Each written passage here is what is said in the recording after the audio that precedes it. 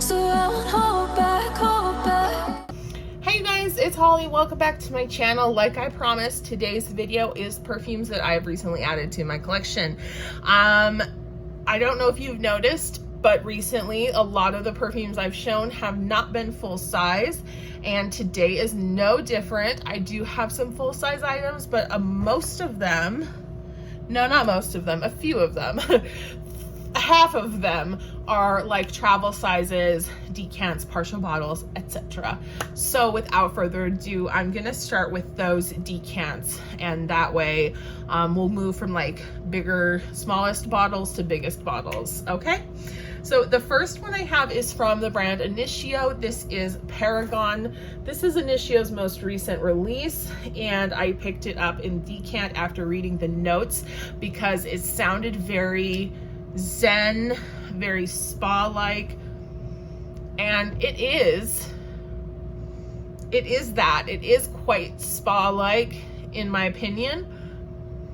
I'll put the notes down below, of course, but I get a very strong sage when I spray it, but there's something perfumey about it that is either pleasant on some days when I wear it or quite obtrusive on other days when I wear it.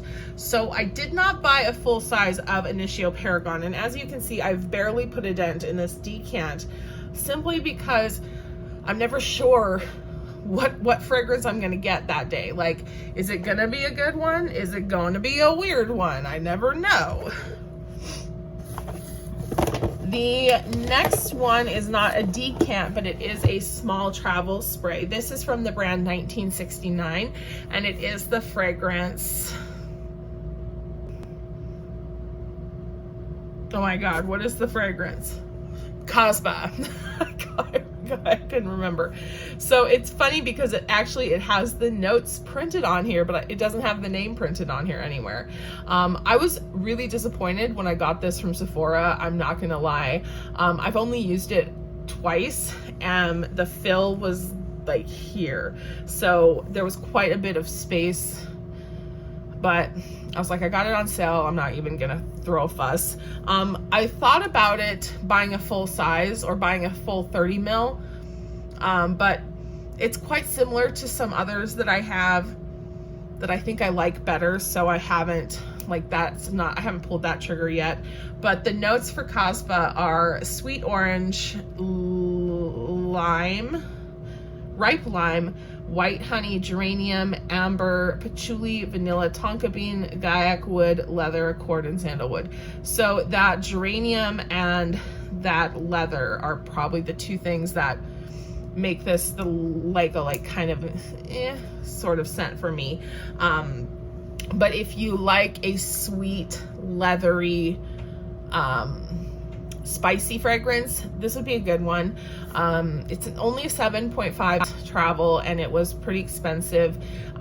You'd be better off if you were going to buy it just to buy a large size, a regular size, and use a coupon code on like Lucky Scent or Sephora if you can find one, a coupon, because the cost per use is going to be so much more like valuable.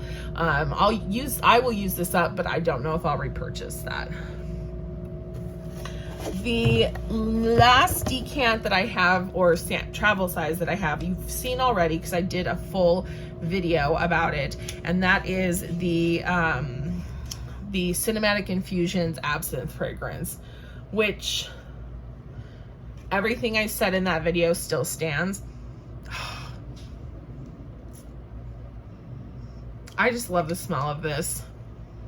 It's absinthe, but it's sweet and powdery, a little bit herbal, but not too, it's not too much of any one thing.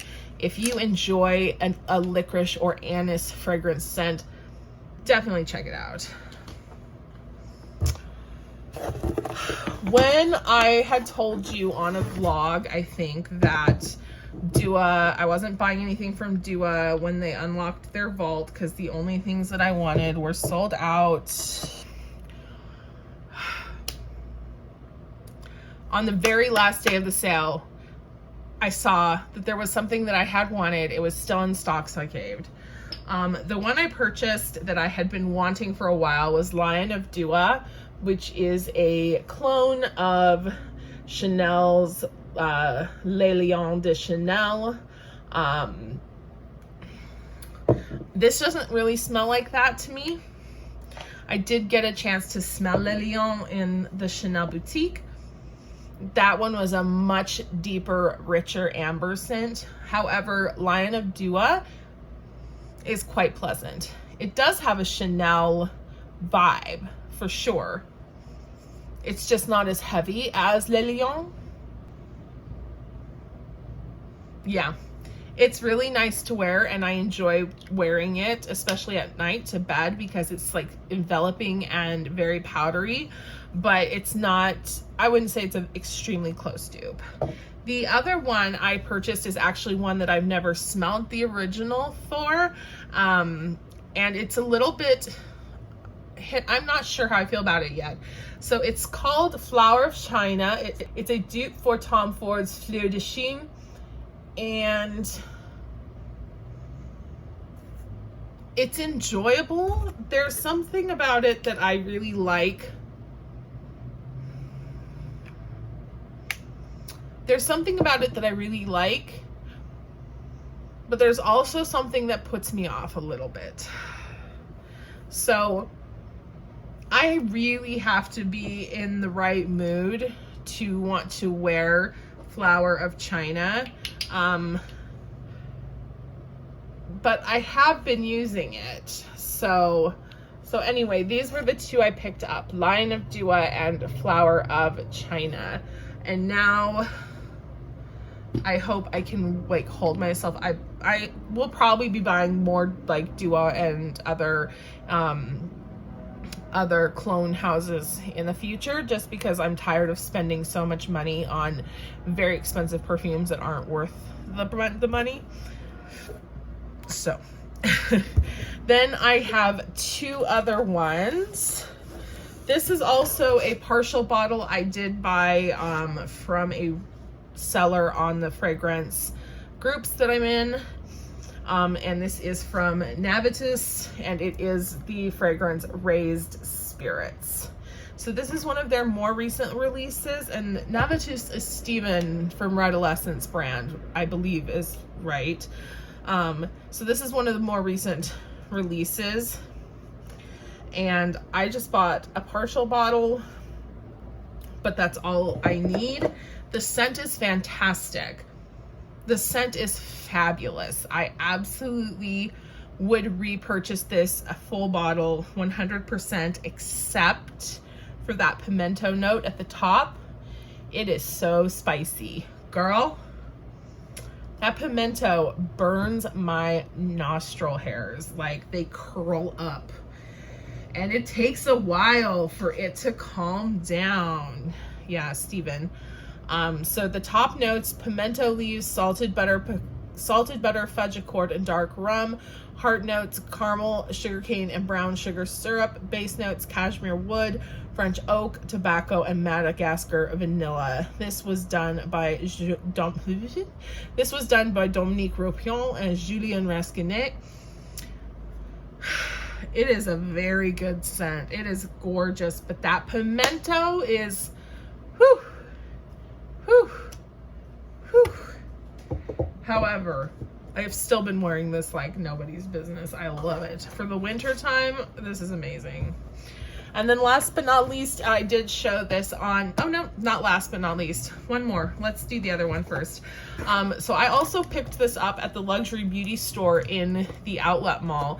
This is Angel Au Croisière 2020 version. And there is a story, just story behind every. So I had gotten this, I'd gotten the Angel 2020 Croisière when I went to order the 2019 Croisière from Fragrance X. They sent me the wrong one. I put up a huge fuss. They refunded me, and I kept the fragrance. Fast forward to 3 months ago, a little bit longer ago. I'm not sure how long ago.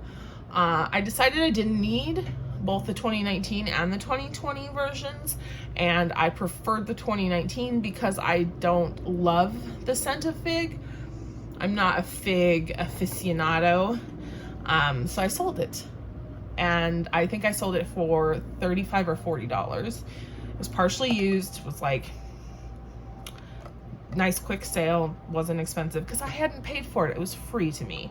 So then I saw the last, like, no, I don't think that was the last one. This was being advertised at the fragrance, no, the luxury beauty store for 25 bucks. Full size, 50 ml, $25. They must be discontinuing it. This is the 2020 Angel of Crossier. This is the back side.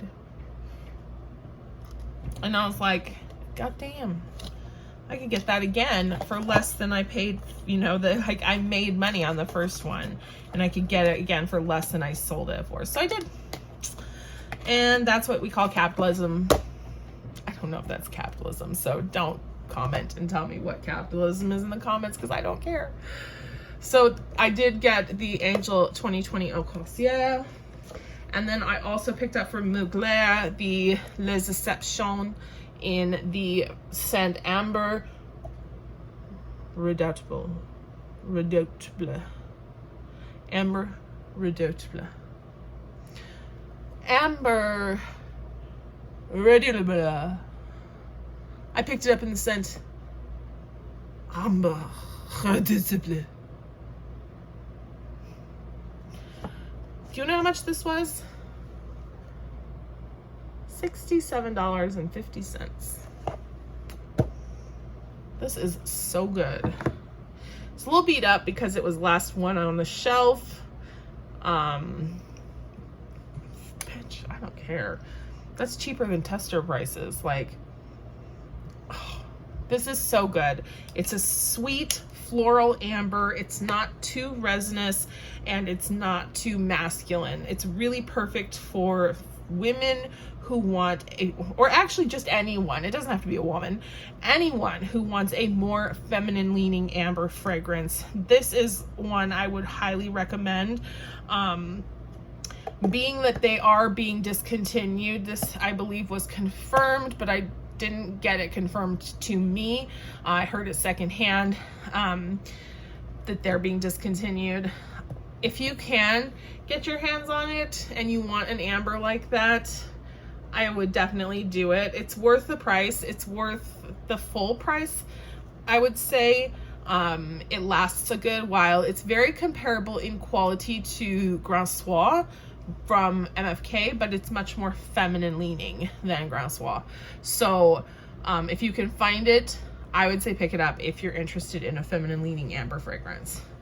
So you guys, that is the fragrances that I've added to my collection. Now I have, in this time period, fragrances have left my collection, but it is difficult for me to keep track of those. So I wish I could compare one to one. Maybe I'll start doing that in the upcoming year, like comparing one-to-one fragrances that have left my collection versus the new fragrances in my collection.